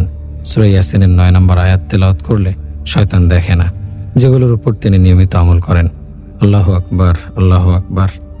পরের ঘটনায় চলে যাচ্ছি। এক তান্ত্রিকের অভিশাপ। 1995 সালের ঘটনা। এক তান্ত্রিক জামাল, যিনি তার জীবনে নানা ধরনের অশুভ কাজ করতেন, একদিন এমন কিছু করলেন যা তার জীবনের ভয়ঙ্কর পরিণতি ডেকে আনে। জামাল একদিন এক অশুভ পুজোর মাধ্যমে এক জাদুকরী মন্ত্রের সাহায্যে মৃত্যুকে মিথ্যে করে দেওয়ার চেষ্টা করে। সে মানুষের আত্মা চুরি করতে চেয়েছিল এবং মৃতদের আত্মা ফিরিয়ে আনতে চেয়েছিল, কিন্তু তান্ত্রিক জানত না তার মন্ত্রে সে যে শক্তিকে জাগিয়ে তুলেছে তা এত ভয়ঙ্কর হবে। একদিন রাত 3টা নাগাদ জামাল তার মন্দিরে বসে মন্ত্রপাঠ করছিল। আচমকা তার চারপাশে এক অদ্ভুত শীতল বাতাস বইতে থাকে এবং জামাল দেখতে পায় সেখানে মৃত মানুষের মুখ ভেসে উঠছে। এরা তার দিকে এগিয়ে আসছিল এবং তার শরীরের উপর বসে তাকে শ্বাসরুদ্ধ করতে শুরু করে। জামাল আতঙ্কিত হয়ে ঘর থেকে বের হওয়ার চেষ্টা করে, কিন্তু দরজা বন্ধ হয়ে যায় এবং সে আরো অন্ধকারে ডুবে যায়। কিছুদিন পর জামালের পরিবারের সদস্যরা তাকে আর খুঁজে পায়নি। কেউ জানতো না সে কোথায় চলে গিয়েছিল। কিছু লোকের মতে সে আত্মহত্যা করেছিল, কিন্তু তারা নিশ্চিত ছিল না। তার পরের দিন তার মন্দিরে এক রক্তাক্ত মূর্তি পাওয়া যায়, যা তখনও ভয়ঙ্করভাবে শ্বাস নিচ্ছিল। এটি ছিল এক ভয়ঙ্কর অভিশাপের ঘটনা, যেখানে তান্ত্রিকের অশুভ কাজ তাকে তার জীবনের ভয়াবহ পরিণতির দিকে নিয়ে যায়। পরের ঘটনা। গ্রামটা অদ্ভুত রকম রহস্যময়। এটার প্রকৃত নাম বেলগাঁও হলেও এই অঞ্চলের সব মানুষ এটিকে মরা গ্রাম হিসেবে চেনে। গ্রামের 75% জায়গা জুড়ে রয়েছে একটা মুসলমানদের ও আর একটা খ্রিস্টানদের গোরস্থান আর একটা শ্মশান। বাকি 25 জায়গার মধ্যে একটা বিলের কিছু অংশ এবং গ্রামবাসীর বাস। গ্রামের জীবিত লোক সংখ্যা প্রায় 200, মৃত কয়েক হাজার। জীবিতদের অধিকাংশই পুরুষ এবং প্রাপ্তবয়স্ক। তাদের সবার পেশায় মৃত মানুষদের অন্তিম ক্রিয়া সংক্রান্ত। দিনের থেকে রাতেই এই গ্রামের চঞ্চলতা বেশি থাকে। দূর দূরান্ত থেকে প্রতি রাতে অসংখ্য মানুষকে এখানে আসতে হচ্ছে নিজের আপনজনদের অন্তিম স্থানে পৌঁছে দিতে। শহরে যেখানে লাশ দাফন করা খুব ভেজাল আর খরচের বিষয়, এখানে তার উল্টো। গোরস্থান কিংবা শ্মশান নিয়ে অসংখ্য মানুষের মধ্যে আতঙ্ক থাকলেও এই গ্রামের মানুষেরা নিশ্চিত মনে প্রাণে বিশ্বাস করেন এর চেয়ে পবিত্র স্থান আর হয় না। তাই পুরো গ্রামকে গোরস্থান হতে দেখেও তাদের মনে কোনো চিন্তা নেই। হলুদ পিকআপ ভ্যানটি সেতুটি পার হলো। একই রকমের আরো 4টি ভ্যান দেখা যাচ্ছে আগে পেছে। সবগুলোতেই পিনপতন নীরবতা। মৃত মানুষের খাটিয়া ঘিরে বসে আছে সবাই। বাকি ভ্যানগুলো হলুদ পিকআপ ভ্যানটিকে অতিক্রম করে চলে গেল। এটাই কেবল একটু মন্থর গতিতে চলছে। ড্রাইভারের পাশের সিটে বসে আছে ম্যানেজার খলিল। দীর্ঘক্ষণ নীরব থেকে তার হাত পা নিষ্পেষ করছে। পেছনে লাশের কাছে বসে আছে ছোট সাহেব আর বড় সাহেব। তাই সিগারেট ধরাতেও পারছে না। সে ভাবছে মানুষের কি ভাগ্য, কোটি টাকার সম্পত্তি পড়ে আছে লোকটার, আর তার ভাগ্যে একটা অ্যাম্বুলেন্সও জুটল না। ঢাকায় গোরস্থানের কি অভাব আছে? তবুও কেন এত দূরে লাশটা টেনে আনতে হবে, তাও ট্রাক? বড়লোকের বিষয় নিয়ে বেশি ভাবলেও বিপদ। ম্যানেজার খলিল ফিসফিস শব্দে ড্রাইভারকে জিজ্ঞেস করে, শুনেছি ওই গ্রামটা নাকি আগে পিচার্সদের দখলে ছিল। ড্রাইভার মাথা ঝাঁকিয়ে বলে, হ। এখন কি নাই? না, যে গ্রামে গোরস্থান থাকে সেই গ্রামে পিশাচ থাকে না। আগে কি ওইখানে গোরস্থান ছিল না নাকি? বিলগাঁও? না, প্রথমে ওইটা একটা জঙ্গল ছিল। এখন যেটা বিল, ওইটা ছিল বড় একটা নদীর অংশ। বড় বড় নৌকা চলতো এখানে। পরে জঙ্গল কাইটা ধান চাষ করতেছিল এই এলাকার জামশেদ মাতবরেরা। ধান ক্ষেত ভইরা পরে গ্রাম বানাইল। বিলে প্রচুর মাছ পাওয়া যেত বলে অনেক মানুষে ভরে গেল পুরো গ্রাম। এরপরে মানুষের গন্ধে কত হাজার বছরের পুরনো পিশাচ জায়গা উঠল। একটা একটা কইরা গ্রামের বাচ্চা, মহিলা, বয়স্ক মানুষ ধইরা ধইরা মারতে লাগলো। নানান সাধু বিদ্বান ওঝা আইতে লাগলো পিশাচ তাড়াইতে। ওরাও মরতে লাগলো সমানে। মরা মানে এমন তেমন মরা না। শরীরের এক খণ্ড পাওয়া যাইত বিলের কাছে, তো আর এক খণ্ড 100 হাত দূরের আমগাছ তলায়। পরে এক মাওলানা, এক পুরোহিত, এক ফাদার আইসা বলল, পুরা গ্রামটা গোরস্থান আর শ্মশান বানাইতে, তাইলে পিশাচ দূর হইব। গ্রামের অর্ধেকের বেশি মানুষ এমনি চলে গেছিল ভয়ে, এবার বাকিরাও গেল গা। সেই থেকে পিশাচ মুক্ত এই গ্রাম, মরা গ্রাম। কাহিনীটা শুনে বেশ ভয় পেয়ে গেল খলিল। অবাক দৃষ্টি মেলে ড্রাইভারের মুখের দিকে তাকিয়ে রইল সে। অদ্ভুত কাহিনী। সে সবসময় জানত শ্মশান কিংবা গোরস্থানের আশেপাশে পিশাচ থাকে বেশি। এই যেন তার উল্টো। এমন সময় গাড়ি থামালো ড্রাইভার। বলল, জরুরি কাজ থাকলে সেরে ফেলেন এখনই, সামনে 1.5 ঘন্টার পথ, কোনো থামাথামি নাই। খলিল একটু খুশি হলো, এই ফাঁকে একটা সিগারেট টানা যাবে। গাড়ি থেকে নেমে সাহেবদের সে বলল, এখানে 10 মিনিট গাড়ি দাঁড়াবে। দুই ভাই ভ্যান থেকে নেমে খলিলকে বলল, তুমি লাশটাকে একটু দেখো, আমরা আসছি। হতাশ হলো সে। কিছুক্ষণ কেটে গেল, ড্রাইভার নেই, সাহেব নেই, আশেপাশে কোনো মানুষ নেই। অদ্ভুত একাকিত্ব। খলিল আর চোখে বারবার ভ্যানের উপরে থাকা খাটিয়ার দিকে তাকাচ্ছে। ময়নাল স্যার তাকে খুবই স্নেহ করত, সেও তাকে শ্রদ্ধা করত অনেক। তবে বেশ কয়েক মাস ধরে বুড়ো তার উপর বেশ বিরক্ত ছিল। খলিলের করা কিছু হিসেবের গোলমাল তার চোখে পড়েছিল বলেই হয়তো তার চাকরিটা প্রায় যায় যায় অবস্থা। এমন সময় সে খবর পায় বাড়ির সিঁড়ি থেকে উল্টে পড়ে মাথায় আঘাত পেয়ে মারা গেছে স্যার। আসলে যতটা খারাপ লাগছিল তার মনে, তার চেয়ে বেশি স্বস্তি অনুভব করেছিল সে। তার 2 ছেলেকে অবশ্য তেমন একটা শোকাতর মনে হচ্ছে না। খলিল ভাবে এর কারণও আছে। লোকটার কারণে মন মতন চলতে পারেনি 2 ভাই, এমনকি পছন্দের মেয়েকে পর্যন্ত বিয়ে করতে পারেনি। পারিবারিকভাবে ধনী হলেও মন মতো খরচ করবার স্বাধীনতা ময়নাল সাহেবের কেবল একার ছিল। সব সম্পত্তি পেয়ে তাই হয়তো 2 ভাইয়েরও শোকের চাইতে স্বস্তিটাই বেশি। ময়নাল সাহেবের বয়সও হয়েছিল 72। এসবই ভাবছিল সে, হঠাৎই কোথা থেকে এক দমকা বাতাস এসে খাটিয়ার ওপর থেকে লাশ ঢেকে রাখার চাদরটা সরিয়ে ফেলল। দ্রুত লাফ দিয়ে ট্রাকে উঠে চাদরটা দিয়ে খাটিয়াটা ঢেকে দিল সে। বাতাস আবার তীব্র হয়ে উঠল, আবার চাদরটা সরে গেল। চাদর দিতে গিয়ে লাশটার দিকে তাকিয়ে একটু থমকে গেল সে। তার কেন যেন মনে হলো লাশটা একটু নড়ছে। আজব চিন্তা, লাশটা পুরোটা কাফনের কাপড় দিয়ে ঢাকা, মাথার উপর এবং পায়ের নিচে সুতলে দিয়ে বাঁধা। কিন্তু ও কি? ওগুলো একা একে খুলে যাচ্ছে। ভয়ে থরথর করে কাঁপতে লাগলো সে। মনের ভ্রম নয় তো? এ কি? আরেকটু বাতাস এলো, লাশটার মুখের ওপর থেকে কাপড়টা সরে গেল। তার চোখের সামনে ময়নাল সাহেবের মুখটা উন্মুক্ত হয়ে গেল। ব্যান্ডেজে মোড়া মাথা, মুখের দাড়িগুলো বিশ্রীভাবে নাকের ফুটো দিয়ে ঢুকে আছে, আর 2 চোখ অদ্ভুতভাবে বেঁকে গিয়ে ভ্রুগুলো প্রায় কাছাকাছি মিশে গেছে। ভয়ের এক অতল গহ্বরে তলিয়ে যাচ্ছে সে। আশেপাশে লোকজন কিংবা দিনের আলো থাকলে হয়তো এর সহস্র ভাগের 1 ভাগ ভয়ও তার ভেতর কাজ করত না। সে একটু ঝুঁকে লাশটার মুখটাকে আবার কাফনের কাপড়ে ঢেকে দিতে চাইল, কিন্তু লাশটা কেমন যেন ছটফট করে উঠল। ওটার হাত পা কাঁপছে, মুচড়ামুচড়ি করে শরীরে বাঁধন খোলার চেষ্টা করছে। যদিও কিছু দিয়ে বাঁধা নেই লাশটা। আতঙ্ক এবার খলিলের পাঁজরে তীব্র একটা আঘাত আনল। মৃত ময়নাল ব্যাপারীর চোখ দুটো খুলে গেল। মিনমিন শব্দে আওয়াজ বেরিয়ে আসছে ওটার মুখ থেকে, পালিয়ে যাও তোমরা এখান থেকে, ওরা সবাইকে মেরে ফেলবে। ওরা কিছুতেই সেই গোরস্থানে আমাদের যেতে দেবে না, পথ ভুলিয়ে মেরে ফেলবে। তোমরা পালাও, পালাও। ওরা জেনে গেছে আমি স্বাভাবিকভাবে মরিনি। আমার সন্তানেরা ধাক্কা মেরে সিঁড়ি থেকে ফেলে আমায় মেরেছে। ওরা ছোট তাই ভুল করে ফেলেছে, কিন্তু ওরা তাদের ছাড়বে না। পিশাচরা সব জেনে গেছে। ওরা এখানে ওত পেতে থাকে আমার মতো লাশের জন্য। পালাও, পালাও। পাথরের মূর্তিতে পরিণত হয়ে গেল খলিল। ভ্রম নাকি অন্য কিছু? কি হচ্ছে এসব? ভয়ে তার শরীর একটুও নাড়াতে পারছে না সে। বাতাস থেমে গেছে। না, এভাবে চললে হবে না, তাকে কিছু একটা করতেই হবে। সে একটু নড়তে পারলো, ঝাঁপিয়ে পড়লো লাশটার উপর। দ্রুত তার মুখ আর মাথা পেঁচিয়ে দিল কাপড়টা দিয়ে, সুতলিগুলো দিয়ে বেঁধে দিল আবার মাথা আর পা।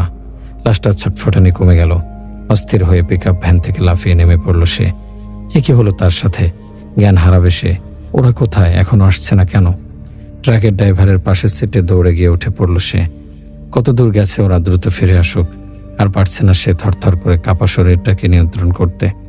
কি এক আতঙ্ক গ্রাস করে নিচ্ছে তাকে। সে গাড়ি চালাতে পারে না। গাড়ির সিটের উপরেই চাবিটা ফেলে গেছে ড্রাইভার। ইচ্ছে করছে গাড়িটা চালু করে পালিয়ে যায় কোথাও, কিন্তু অসম্ভব। চোখের অন্ধকার দেখল সে শুধু। কিন্তু অসম্ভব, চোখে অন্ধকার দেখল সে শুধু, শুধু অন্ধকার। জ্ঞান হারালো। যখন চোখ খুলল, দেখল পিকআপ ভ্যান ট্রাকটি ছুটে চলছে অসম্ভব গতিতে।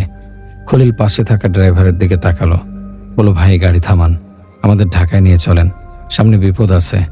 ড্রাইভার কোনো উত্তর দিল না। সে রাস্তার দিকে তাকিয়ে গাড়ি ছুটিয়ে চলেছে। খলিল ড্রাইভারকে আরো কয়েকবার গাড়ি থামাতে বলল, কিন্তু সে তাকে পাত্তাই দিচ্ছে না। উত্তেজিত হয়ে ড্রাইভারের হাত স্পর্শ করল সে, তার দৃষ্টি আকর্ষণ করতে। আগুনের ছ্যাঁকা খাবার ভাব করে মুহূর্তে হাতটা সরিয়ে নিল সে। ড্রাইভারের হাত এত শীতল, তার মনে হলো একটা বরফের টুকরোয় হাত দিয়েছে সে। আতঙ্কে উন্মাদ করে দিল তাকে। সে চিৎকার করে উঠল, গাড়ি থামা বলছি, পিশাচ। গাড়ি থেমে গেল। ড্রাইভার তার দিকে তাকালো। ওর চোখে কোনো প্রাণের অস্তিত্ব যেন নেই। মুহূর্তে সে গাড়ি থেকে নেমে পেছনের দিকে চলে গেল। সাহেবদের নিয়ে কোনো মতে কেটে পড়তে পারলেই সে বাঁচে। ভ্যানের উপর থেকে ধস্তাধস্তির শব্দ আসছে। তার নার্ভ আরো দুর্বল হয়ে এলো। হচ্ছেটা কি? সে ছোট সাহেব, বড় সাহেব বলে ডাকতেই ধস্তাধস্তি থেমে গেল, কিন্তু কারো সাড়া পাওয়া গেল না। নিচ থেকে ভ্যানে কাউকে দেখতে পাচ্ছে না সে, শুধু যেন খাটিয়াটা পড়ে রয়েছে। লাফিয়ে পিকআপে উঠে পড়ল খলিল। আসলে কেউ নেই। খাটিয়ার লাশটা এত মোটা লাগছে কেন? ও কি, লাশটা আবার নড়ছে। ওখানে যেন কয়েকটা লাশ পেঁচিয়ে আছে, একটা থেকে আরেকটা ছোটার চেষ্টা করছে। দমকা বাতাসে কাফনের মুখ খুলে গেল। সেখানে এবার দেখা যাচ্ছে 3টা মুখ চিপে করে শুয়ে আছে এক কাফনে। ছোট সাহেব, বড় সাহেব আর ময়নাল ব্যাপারী। চিৎকার করে উঠল খলিল। 3টা লাশ যেন ওর। 2 সাহেবের আবার কি হলো? সাহেব দুজন চোখ মেলে তার দিকে তাকালো, কিন্তু সে দৃষ্টিতে কোনো প্রাণ নেই, হিতাহিত জ্ঞান নেই। আর তার চিৎকারে ফেটে পড়ল খলিল। চিৎকার করেই যাচ্ছে সে, এর মধ্যে আবার গাড়ি ছুটতে শুরু করলো। নিজের নিয়ন্ত্রণ হারিয়ে খাটিয়ে লাশের উপর গিয়ে পড়ল সে। কিছু বোঝার আগেই 2 জোড়া হাত চেপে ধরল তাকে। বড় সাহেবের কণ্ঠ, বড় ভুল হয়ে গেছে, বড় অন্যায় করে ফেলেছি আমরা। ওরা সব টের পেয়ে গেছে। এমন পূর্ণিমা রাতে ওরা জেগে ওঠে, সব টের পেয়ে যায়। আমরা ভুল রাতে ভুল পথে ছুটে এসেছি, এখন আর ফেরার উপায় নেই। তুমিও চলো আমাদের সঙ্গে খলিল, ওরা তোমাকেও সাথে নিয়ে যাবে। ওদের আলাদা গোরস্থান আছে, ওখানে ওরা আমাদের রাখবে। খুবই ভয়ের। না না, তুমি এসো না, বাবা আমাদের কিছুতেই ছাড়ছে না, মুক্ত করো আমাদের, প্লিজ বাঁচাও। হিংস্র জন্তুর মতো চিৎকার আর অনেক ধস্তাধস্তি করে ওদের থেকে ছুটল সে। আবার চিৎকার করতে লাগলো, গাড়ি থামা পিশাচ, গাড়ি থামা। কিন্তু গাড়ি থামে না। বুঝতে পারে সে আর কোনো উপায় নেই। মৃত্যু নিশ্চিত তার। ও কি কাফন ছেড়ে বেরিয়ে আসছে 3টা নিষ্প্রাণ শরীর। গাড়ির ছুটে চলার তীব্র শব্দের মাঝেও ড্রাইভারের তীব্র হাসির শব্দ ভেসে আসছে সামনে থেকে। এক মুহূর্ত ভেবেই গাড়ি থেকে লাফিয়ে পড়ল সে। প্রথমে আঘাত পেল মাথায়, অচেতন হয়ে গেল। যখন জ্ঞান ফিরল, আবিষ্কার করলো নিজেকে একটা হাসপাতালে। ডাক্তার, পুলিশ তাকে ঘিরে রেখেছে। ওরা জানতে চাইল এত ভয়ঙ্করভাবে গাড়ি অ্যাক্সিডেন্ট হওয়ার পর সে কি করে বেঁচে গেল। ড্রাইভার আর ময়নাল সাহেবের 2 ছেলের লাশ খুঁজে পেলেও ময়নাল ব্যাপারের লাশটা খুঁজে পায়নি তারা। ওটা কোথায় গেল? নিষ্পলক দৃষ্টি মেলে সিলিংয়ের দিকে তাকিয়ে রইল ম্যানেজার খলিল। তাদের ভাষা বোঝার ক্ষমতা তার নেই, কিন্তু ওদের পেছন থেকে যে বিকট কুৎসিত আকৃতি তার দিকে চেয়ে আছে, তার চোখের ভাষা সে ঠিকই বুঝতে পারছে। মোবাইল চালাতে চালাতেই দ্রুত মোবাইলটা বন্ধ করে ঘুমের ভান ধরলাম। বাইরের ঘরে কেউ উঠেছে।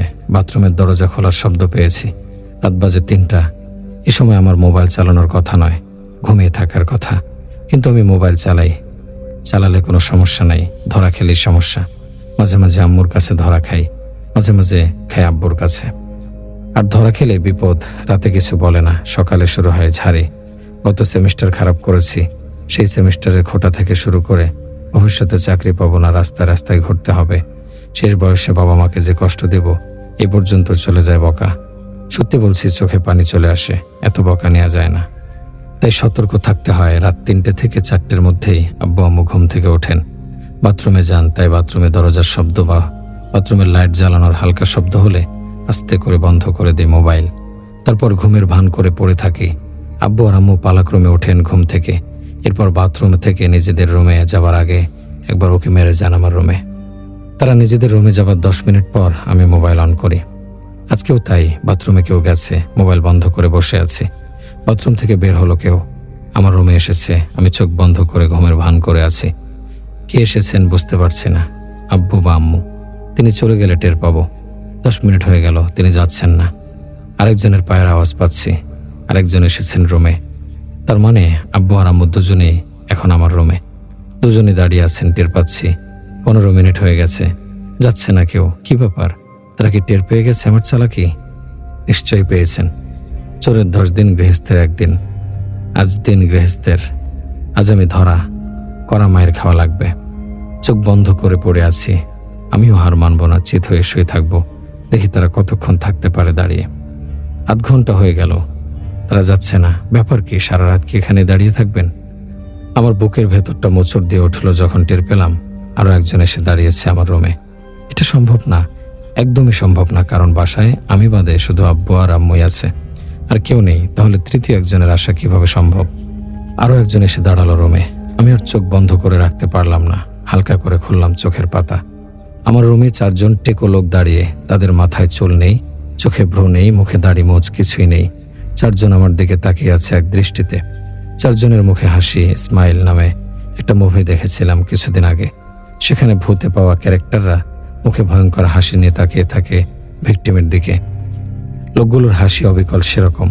আর তখনই সবচেয়ে ভয়ঙ্কর ব্যাপারটা মনে পড়লো আমার। বাসায় আমি একা, কেউ নাই, কিচ্ছু নাই। আব্বা আম্মা নাই বাসায়, রাতে বের হয়ে গেছেন বড় চাচার কুলখানি অনুষ্ঠানের জন্য।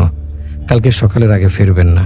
সকাল পর্যন্ত এই ভীষণ অন্ধকার রাতে আমি বাসায় একা। লোকগুলো এক দৃষ্টিতে তাকিয়ে আছে আমার দিকে। জ্ঞান হারানোর আগ পর্যন্ত আমার এটুকুই মনে আছে আমার। তারপর চারিদিকে অন্ধকার। আমি আপনাদের আমার এক দুঃস্বপ্নের কথা বললাম। একদিন বাসায় একা থাকতে কি দুঃস্বপ্ন দেখেছিলাম সেটা। সকালে ঘুম ভাঙতে দেখি সব স্বাভাবিক, এমন কিছুই হয়নি, সবকিছু ঠিকঠাক। বুঝলাম তখন আমার স্বপ্নের ভুল, স্বপ্নকে বাস্তব মনে করেছিলাম। এরপর আর কিছু বলা লাগে না, কিন্তু বলতে হয় আমার এক বন্ধুর মামা সাইকিয়াট্রিস্ট। বন্ধুর বাসায় একদিন তার সাথে গল্প করতে করতে একটা অদ্ভুত কথা শুনেছিলাম। এক পার্টিকুলার ধরনের রোগী বেড়ে যাচ্ছে দেশে। তারা যখন বাসায় একা থাকেন, মাঝরাতে বাসায় 4 জন অচেনা লোককে দেখতে পান। 4 জনই টেকো। 4 জনে নাকি অদ্ভুত হাসি মুখ নিয়ে তাকিয়ে থাকে রোগীর দিকে। আরেকটা কথা বলিনি, সেদিন ঘুম থেকে ওঠার পর বাথরুমের দরজা খোলা পেয়েছিলাম। অথচ আমি হলপ করে বলতে পারি রাতে বাথরুমের দরজা আটকে শুয়েছিলাম আমি। বাথরুমের দরজা একা একা খুলে গেল কিভাবে আমি আজও জানি না। পরের ঘটনা। এই বাড়িটা ভালো না ভাবি। আপনি পোয়াতি মানুষ, আপনার জামাই বিমান বাহিনীতে চাকরি করে, 2 দিন পর পর মিশনে যায়। এই অবস্থায় আপনার একা বাড়িতে থাকা ঠিক হবে না। প্রতিবেশীর কথায় সেদিন একটু অবাক হয়েছিলাম। মহিলাটি দেখতে সুন্দর হলেও তার জিহ্বা কদাকার কালো। আমার শয়নকক্ষের বাতায়ন খুলে তাকালেই মহিলাটির বেলকনি দেখতে পাওয়া যায়। অথচ আসার পর থেকে দেখছি তার বাড়ির প্রতিটি দরজা জানালা বন্ধ। জানালায় আবার পর্দাও টাঙানো। ঘরের মধ্যে মানুষ আছে, কিন্তু তা বাহির থেকে আন্দাজ করা মুশকিল। এই তো মাত্র 2 সপ্তাহ হলো গাজীপুরে শিফট হয়েছি আমি আর আমার হাজব্যান্ড। ছোট থেকে আমার বেড়ে ওঠা ঢাকাতেই, তাই গাজীপুরের এমন গাছপালা আচ্ছাদিত পরিবেশ আমার জন্য একেবারে নতুন। আমাদের বাড়িটি খুব বেশি বড়ও না, আবার একেবারে ছোটও না। বাড়িটি কাঠের তৈরি, দোতলা বিশিষ্ট। খুব কম মূল্যে বাড়িটি বন্ধক নিয়েছে আমার স্বামী তুষার। আশেপাশে অন্য বাড়ি বলতে আমার প্রতিবেশী নিপা ভাবিদের বাড়ি ছাড়া আর কোনো বাড়ি নেই। বাড়ির চারদিক শালবনে ঘেরা। রাত হলেই অদ্ভুত সব নিশাচর পাখির ডাক ভেসে আসে। আমার দিন কেটে যায় ঘরের মধ্যে সময় কাটিয়েই। এটা ওটা করতে করতে কখন যে দিন পেরিয়ে যায়। একা হাতে কাজ করতে করতে দুপুর হয়ে যায়। দুপুরে তুষার আসে, লাঞ্চ করে আবার কাজে চলে যায়। কাজ থেকে ফিরতে ফিরতে সন্ধ্যা গড়ায়। এতটুকু সময় আমি নিজের সঙ্গে কাটিয়ে পার করে দেই, বোরিং লাগে না। আমার বাড়ির সামনে একটা কদম গাছ আছে, গাছের নিচে আছে একটা দোলনা। মাঝে মধ্যেই বিকেল হলে আমি দোলনায় গিয়ে বসি। মৃদু বাতাসে কখনো বা দোলনায় বসে গুনগুন করতে করতে বই পড়ি। ভালোই লাগে। নিপা ভাবি মাঝে মধ্যেই তখন আমার কাছে আসেন। এই বাড়ি এই জায়গা নিয়ে নানা অপ্রকৃতিস্থ গল্প বলেন। ভূতের গল্প আমার বেশ লাগে, তবে আমি ভূতে বিশ্বাসী নই। কিন্তু জিন যে আছে সেটা আমি বিশ্বাস করি। আজ বিকেলেও আমি দোলনায় এসে বসি। গোসল করে মাত্রই চুল শুকানোর জন্য বাইরে এসে বসেছি। সঙ্গে নিয়ে এসেছি হুমায়ুন আহমেদের দেবী বইটি। কতবার পড়েছি এই বই, তাও একটু অভক্তি জাগে না। ভাবি, আপনার কয় মাস চলে? হঠাৎ অপ্রস্তুত কণ্ঠস্বরে আমি ভরকে উঠি। পেছনে ফিরতেই দেখি নিপা ভাবি। আরে আপনি? আমি তো ভয় পেয়ে গিয়েছিলাম। আর আপনি আমাকে নাম ধরেই চাইলে ডাকতে পারেন। জুলফা আমার নাম। নিপা ভাবি কদম গাছের সঙ্গে হেলান দিয়ে বলল, আপাতত ভাবি বলেই না হয় ডাকি। আচ্ছা, উত্তর দিলেন না যে কয় মাস চলে আপনার? আমি বইয়ের পাতায় চোখ বুলিয়ে জবাব দিলাম, 3 মাস। 3 মাস চলে আমার। ভাবি, আপনার বাড়িতে কে কে আছে? মানে অনেকদিন তো হলো এখানে এসেছি, আপনাকে ছাড়া আর কাউকে দেখলাম না। আপনার বাচ্চারা কোথায়? আমার কোনো বাচ্চা নেই, তবে একটা বাচ্চার অনেক শখ। আপনার বাচ্চা? আর কিছু বলার আগেই তুষারের গলা কর্ণকুহরে এসে ঠেকল।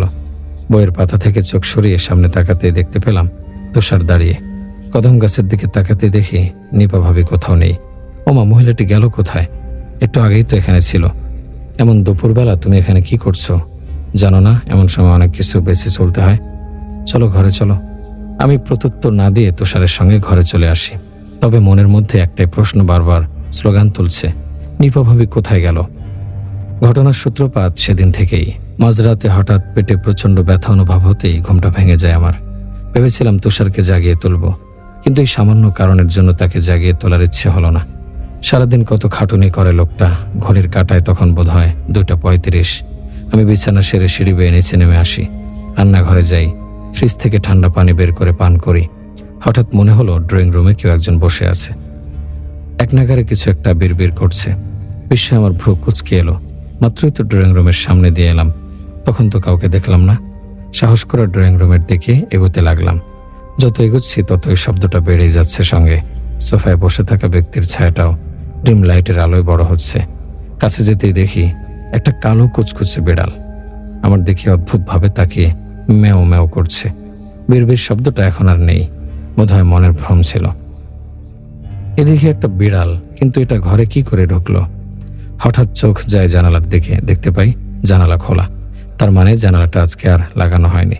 কিন্তু স্পষ্ট মনে আছে বিকেলে আমি রোজকার মতো সব জানালা বন্ধ করে দিয়েছিলাম। বিড়ালটিকে তাড়াতে হয় না, সে নিজেই জানালা দিয়ে বেরিয়ে যায়। হঠাৎ আমার চোখ যায় জানালার বহির্ভূত দৃশ্যের দিকে।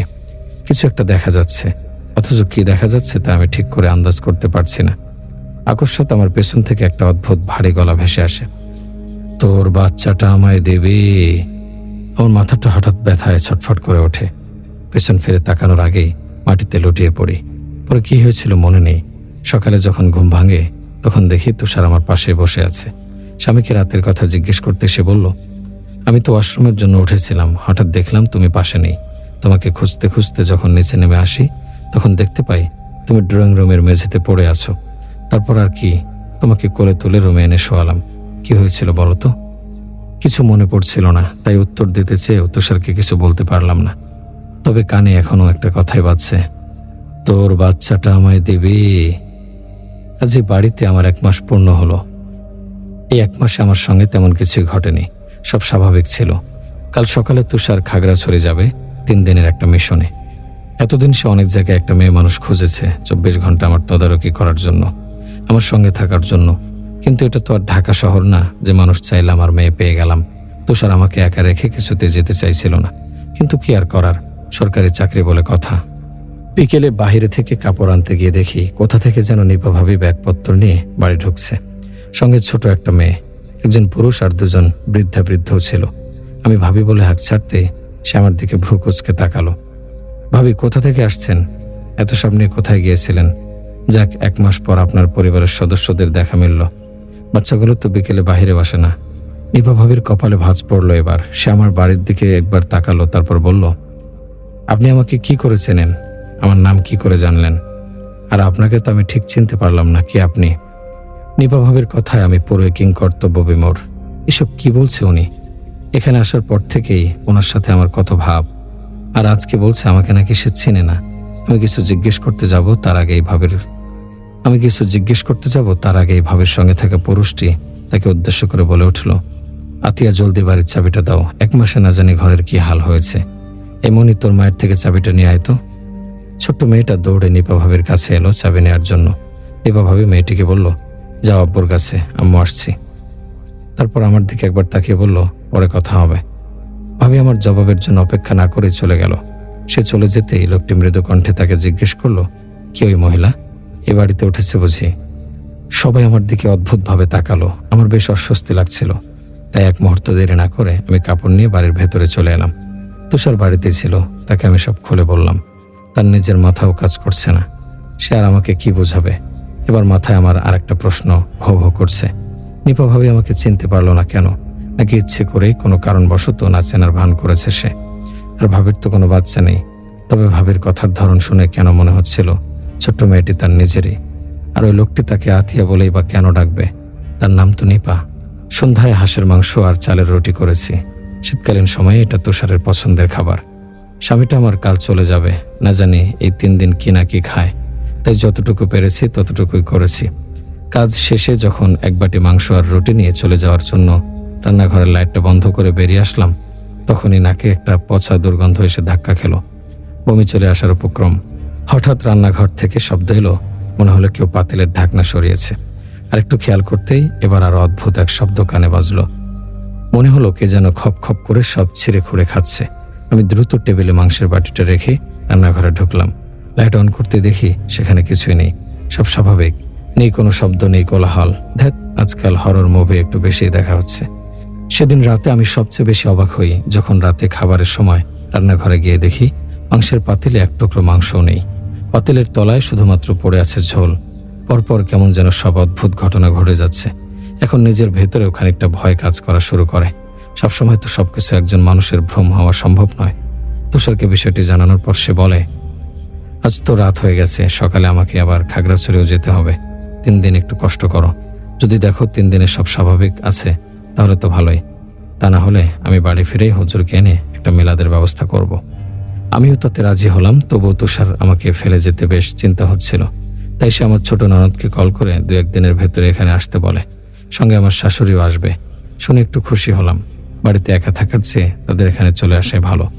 এমনিতেও বছর শেষে আমার শ্বশুর শাশুড়ি আর ননদ দেবরের এখানে চলে আসার কথা, কিন্তু সামনেই দেবরের এক্সাম আছে, তাই সবাই ঠিক করেছে একেবারে বছরটা শেষ করে তারা এখানে শিফট হবে। পরদিন আমার দিনটা খুব একটা ভালো যায় না। তুষারের জন্য অনেক মন খারাপ হচ্ছিল। অদ্ভুত একটা ভয়ও মনের মধ্যে বাসা বেঁধে বসেছিল। সেদিন রাত 1:30টায় হঠাৎ বিকট এক শব্দে আচমকা ঘুম ভেঙে যায় আমার। রাত ভালোই হয়েছে। আমার আবার একটা বদ অভ্যাস আছে, একবার ঘুম ভাঙলে সহজে ঘুম আসে না। তুষারটা চলে গেছে বেধায় মনটা কেমন কেমন জানি করছে। সারাটা দিনও আজকে কেমন যেন একগুঁয়ে কেটেছে। ফোনটা হাতে নিয়ে কিছুক্ষণ ফেসবুকে স্ক্রলিং করতে থাকি। হঠাৎ তুষারের কল আসে। প্রথমে একটু অবাক হই, এত রাতে কল করেছে। পরে ভাবলাম সারাদিন কাজ করে এখন হয়তো রাত জেগে বন্ধুদের সঙ্গে আড্ডা দেওয়া হচ্ছে। ফোন রিসিভ করতেই তুষার একটা কথাই বলল, সব ঠিক আছে?